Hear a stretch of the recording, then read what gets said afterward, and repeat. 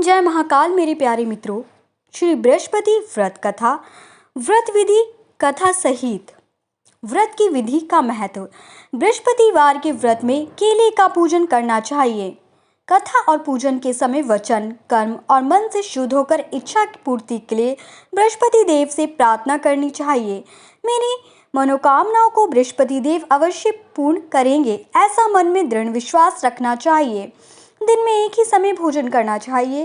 पीले चने की दाल आदि का भोजन करें। नमक ना खाएं। पीले वस्त्र पहनें। पीले फलों का ही प्रयोग करें। पीले चंदन से ही पूजन करें। पूजन के बाद श्रद्धापूर्वक एवं प्रेम पूर्वक गुरु महाराज की कथा सुननी चाहिए। इस व्रत को करने में मनोवांछित फल मिलते हैं और बृहस्पति महाराज प्रसन्न होते हैं। धन, विद्या, पुत्र तथा मन की सभी इच्छाएं पूर्ण होती है। परिवार में सुख तथा शांति रहती है। इसलिए यह व्रत सब व्रतों में श्रेष्ठ और अति फलदायक माना जाता है। शुरू करते हैं व्रत कथा। बहुत समय पहले की बात है।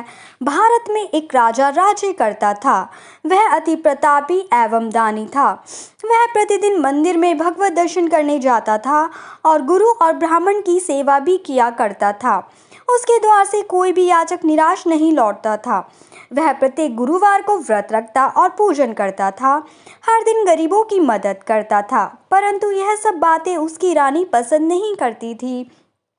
वह न व्रत करती थी और न किसी को एक भी पैसा दान रूप में देती थी। वह राजा को भी ऐसा करने से रोकती थी। यह उस समय की बात है जब राजा शिकार खेलने वन को चले गए थे। महल में सिर्फ रानी और दासी थी। उस समय गुरु बृहस्पति साधु का रूप धारण कर राजा के दरवाजे पर भिक्षा मांगने आए। साधु ने रानी से भिक्षा मांगी तो वह कहने लगी, हे साधु महाराज, मैं इस दान पुण्य से तंग आ गई हूँ। इस काम के लिए तो मेरे पति देव ही बहुत हैं। अब आप ऐसी कृपा करें कि सारा धन नष्ट हो जाए तथा मैं आराम से रह सकूं। साधु का वेश रखे बृहस्पति देव ने कहा, हे देवी, तुम अति विचित्र हो। संतान और धन के कोई दुखी नहीं होता, सभी इसे चाहते हैं।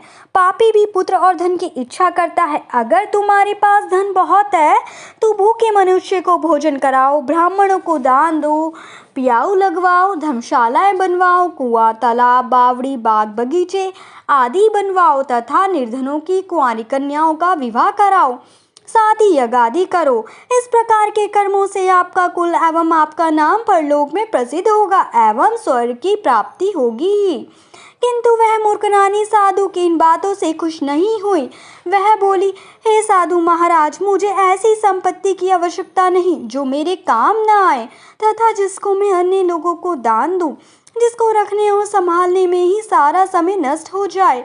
साधु ने रानी को समझाने का बहुत प्रयत्न किया, परंतु रानी अपनी बात पर अड़ित रही। तब साधु ने कहा, हे देवी, यदि तुम्हारी ऐसी इच्छा है तो जैसा मैं तुम्हें बताता हूँ तुम वैसा ही करना। बृहस्पतिवार के दिन गोबर से घर को लीपना, अपने केशों को पीली मिट्टी से धोना, केशों को धोते समय स्नान करना, राजा से कहना कि वह भी हजामत करवाए, भोजन में मांस मदिरा खाना, कपड़े धोबियां धुलने डालना। इस तरह 7 बृहस्पतिवार निरंतर करने से तुम्हारा सब धन नष्ट हो जाएगा। ऐसा कहकर साधु रूपी बृहस्पति देव अंतर्ध्यान हो गए। रानी ने साधु के कहे अनुसार ही भरपेट 7 बृहस्पति वैसा ही करने का विचार किया। साधु के बताए अनुसार करते हुए उसे केवल 3 बृहस्पतिवार ही बीते थे कि उसकी समस्त धन संपत्ति नष्ट हो गई। कहे अनुसार ही भरपेट भोजन के लिए भी दोनों समय परिवार तरसने लगा तथा सांसारिक भोगों से दुखी रहने लगा। इस प्रकार के अभावग्रस्त जीवन से तंग आकर एक बार राजा रानी से कहने लगा, हे रानी, तुम यहाँ पर रहो, मैं दूसरे देश को जाता हूँ, क्योंकि यहाँ पर मुझे सभी मनुष्य जानते हैं, इसलिए मैं यहाँ कोई कार्य नहीं कर सकता। देश चोरी परदेश भीख के समान है। ऐसा कहकर राजा परदेश चला गया। वहाँ जंगल में लकड़ी काट कर लाता और उन्हें शहर में बेचकर जीवन यापन करने लगा।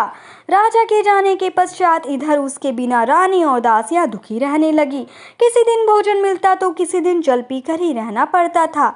एक समय रानी और दासियों को 7 दिन बिना भोजन के व्यतीत हो गए तो रानी अपनी दासी से बोली, हे दासी, यहाँ समीप ही मेरे नगर में मेरी बहन रहती है जो बहुत धनवान है, तो उसके पास जा और वहाँ से 5 शेर बेजर मांग कर ले आ, जिससे कुछ समय के लिए गुजर बसर हो जाएगी। दासी उसकी बहन के पास गई। बृहस्पतिवार का दिन था। रानी की बहन उस समय ध्यान मग्न होकर पूजा कर रही थी। दासी ने रानी की बहन से कहा, हे रानी, मुझे आपके पास आपकी बहन ने भेजा है, मुझे 5 शेर बेजड़ दे दो। दासी ने आपकी बात अनेक बार कही, परंतु रानी की बहन ने कोई उत्तर नहीं दिया, क्योंकि वह उस समय बृहस्पतिवार की कथा सुन रही थी। रानी की बहन से जब दासी को कोई अपेक्षित उत्तर नहीं मिला तो वह अति दुखी हुई। उसे क्रोध भी बहुत आया। लौटकर वह रानी से बोली, हे रानी, आपकी बहन तो बहुत धनी स्त्री है, परंतु वह अति घमंडी भी है। वह छोटे लोगों से बात भी नहीं करती।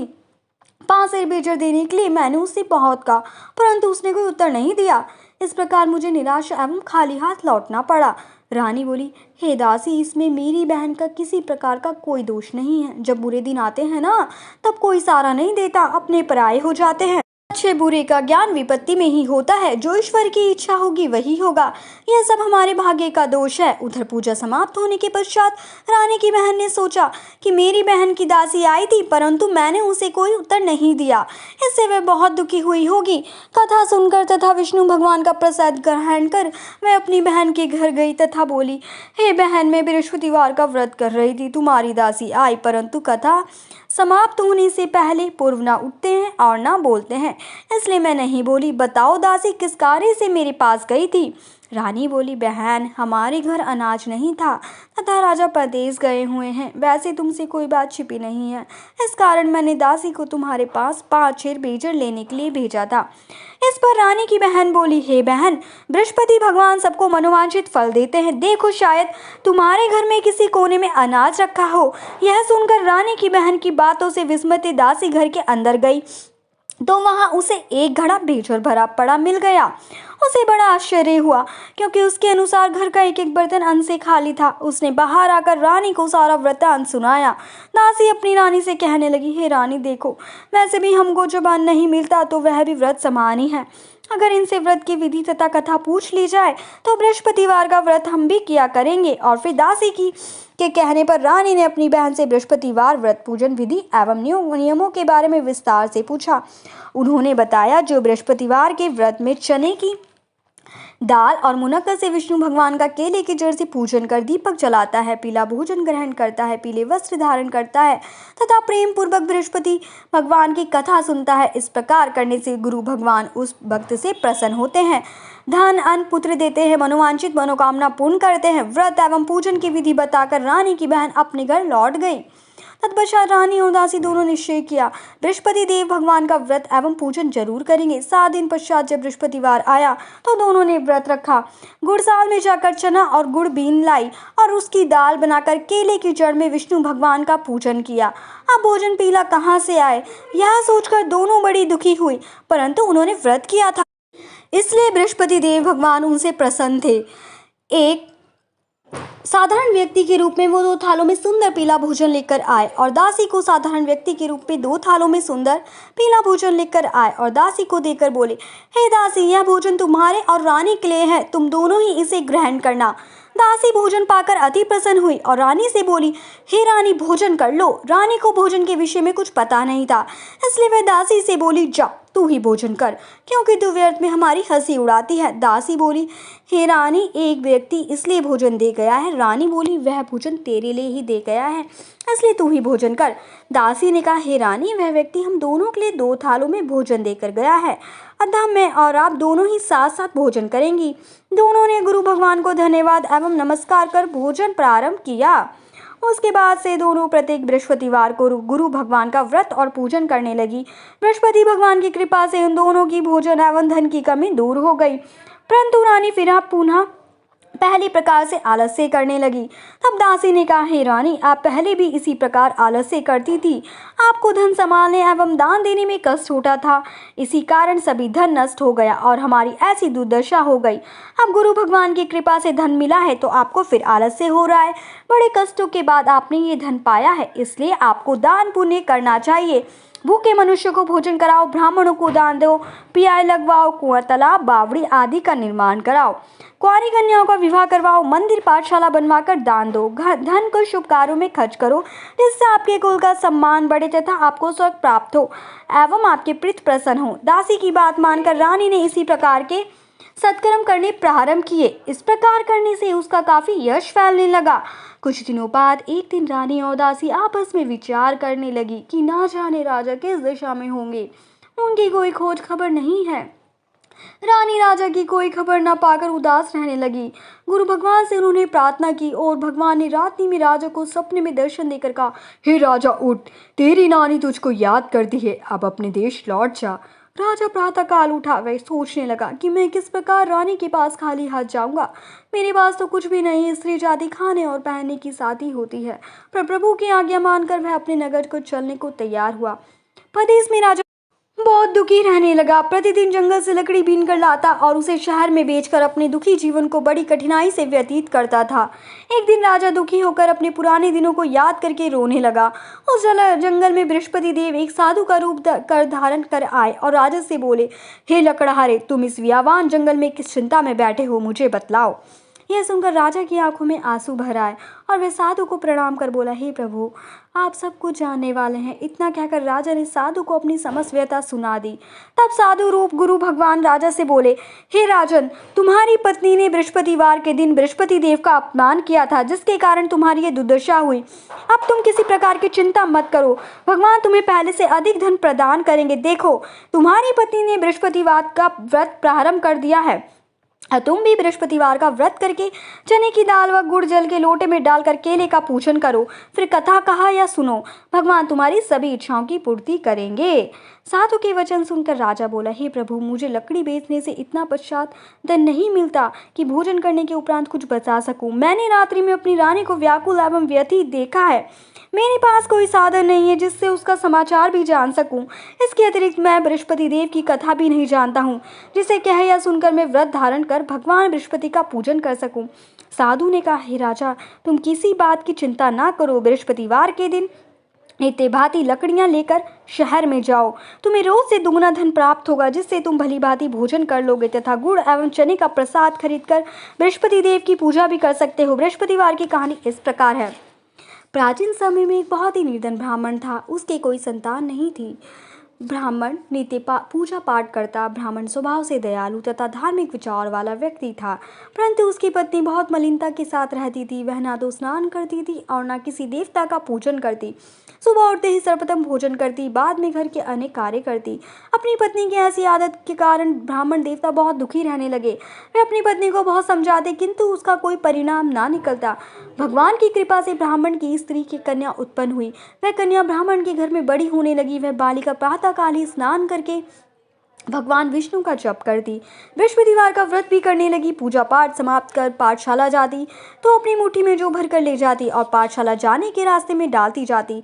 भगवान बृहस्पतिवार की कृपा से वह जो स्वर्ण के हो जाते तो लौटते समय उनको बीन कर घर ले आती। एक दिन वह बालिका सूप में उन सोने के जो को फटक कर साफ कर रही थी।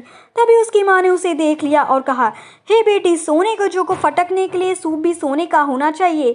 दूसरे दिन बृहस्पतिवार था। कन्या ने व्रत रखा और भगवान बृहस्पतिवार से प्रार्थना करके कहा, हे प्रभु, यदि मैंने सच्चे मन से श्रद्धा पूर्वक आपका पूजन एवं व्रत किया हो तो कृपया मुझे सोने का सूप दे दो। बृहस्पति देव ने उसकी प्रार्थना स्वीकार कर ली। नीति की भांति वह कन्या जो फैलाती हुई पाठशाला चली गई। पाठशाला से लौटकर जब वह जो बीन रही थी तो बृहस्पति भगवान की कृपा से उसे सोने का सूप प्राप्त हुआ।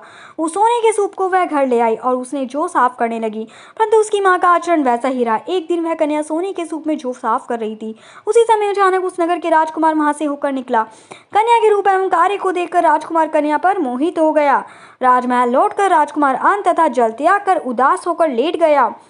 राजा को जब अपने पुत्र द्वारा अन्न जल त्यागने का समाचार ज्ञात हुआ तो अपने मंत्रियों के साथ वह राजकुमार के पास गए और बोले, हे बेटा, तुम्हें किस बात का दुख है? किसी ने तुम्हारा अपमान किया है अथवा कोई कारण है तो मुझे बताओ, मैं वही करूंगा जिससे तुम प्रसन्न हो जाओ। राजकुमार ने अपने पिता की बात सुनी तो वह बोला, आपकी कृपा से मुझे किसी प्रकार का कष्ट नहीं है। किसी ने मेरे अपमान भी नहीं किया है, परंतु मैं उस कन्या के साथ विवाह करना चाहता हूँ जो सोने के सूप में जो फटक रही थी। यह सुनकर राजा आश्चर्य में पड़ गया और बोला, हे राजकुमार, इस तरह की कन्या का पता तुम लगाओ, मैं तुम्हारा विवाह उसके साथ अवश्य करवा दूंगा। राजकुमार ने प्रसन्न होकर राजा को उस ब्राह्मण कन्या के घर का पता बताया। राजा के आदेश पर मंत्री उस कन्या के घर गया और राजा का आदेश ब्राह्मण को कह सुनाया। कुछ ही दिन बाद ब्राह्मण की कन्या का विवाह राजकुमार के साथ हो गया।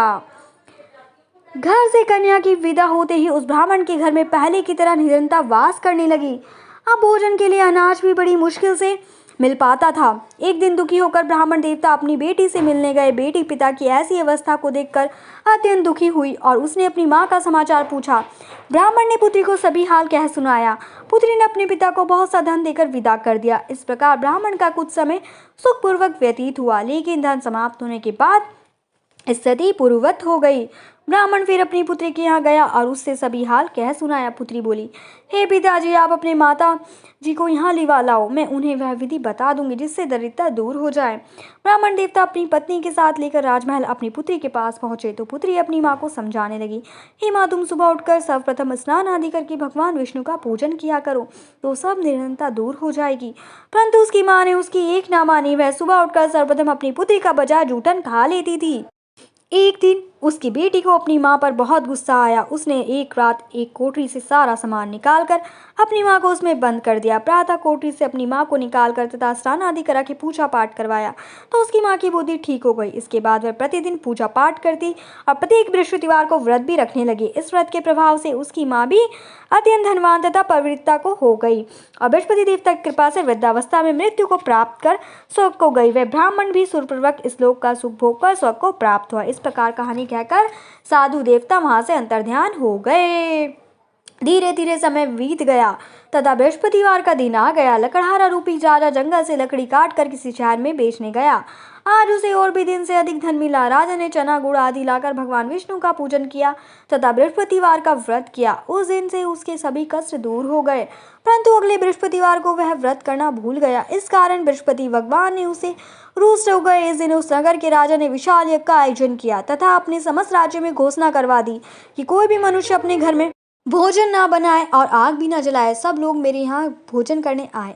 इस आज्ञा को जो नहीं मानेगा उसको सूली पर लटका दिया जाएगा।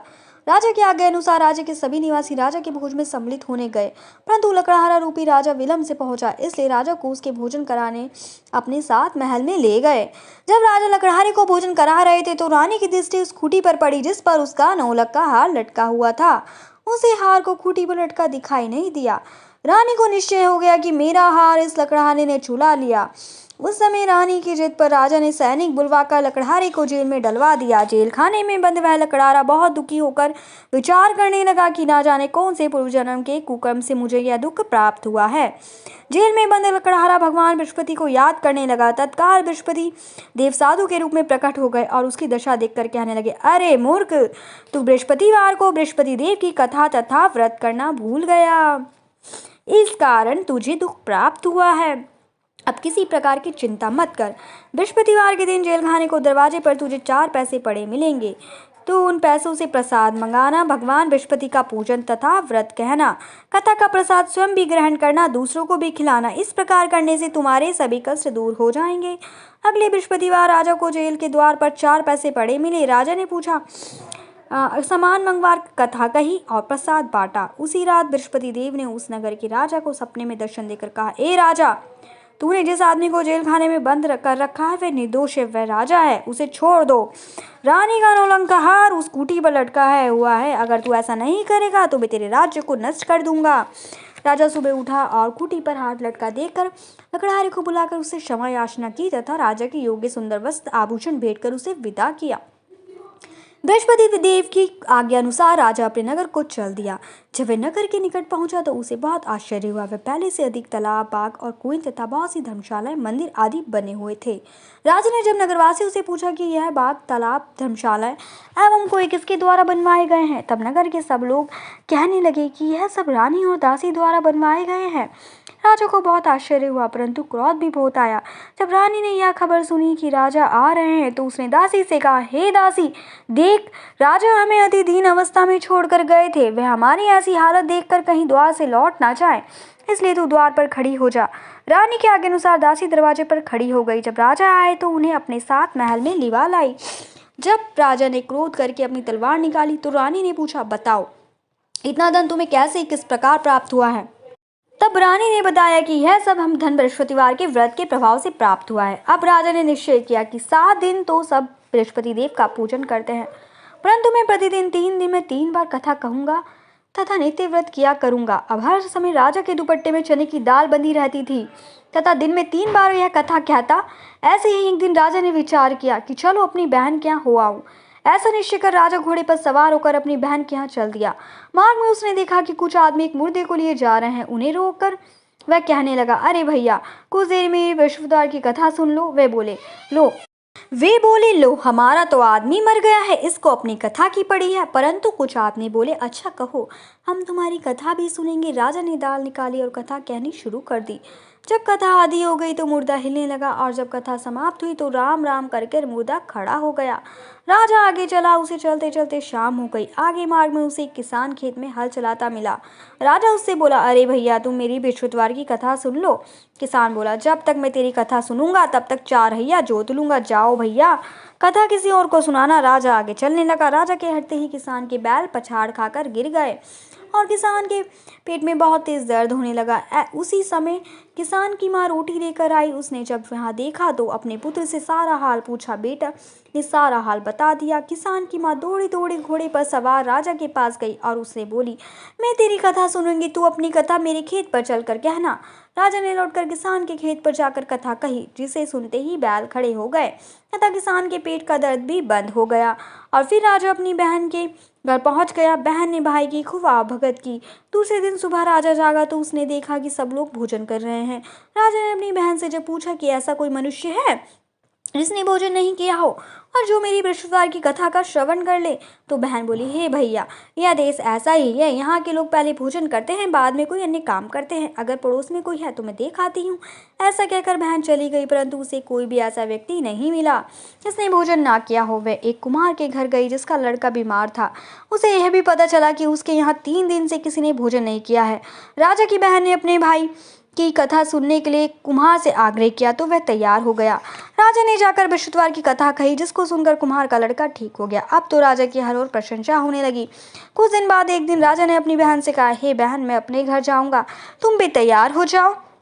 राजा की बहन ने अपनी सास से अपने भाई के साथ जाने की आज्ञा मांगी। सास बोली, चली जा, परंतु अपने लड़कों को यहीं छोड़ के जाना, क्योंकि तेरे भाई की कोई संतान नहीं है। बहन ने भाई से कहा, ए भैया, मैं तो चलूंगी, परंतु कोई बालक नहीं जाएगा। राजा ने कहा, जब कोई बालक साथ नहीं चलेगा तो तुम भी क्या करोगी। दुखी मन से राजा अपने नगर को लौट आया। राजा अपनी रानी से बोला, हम निर्वंशी है, हमारा मुख देखने का भी धर्म नहीं है। वह उदास होकर बिना भोजन करे शैया पर लेट गया।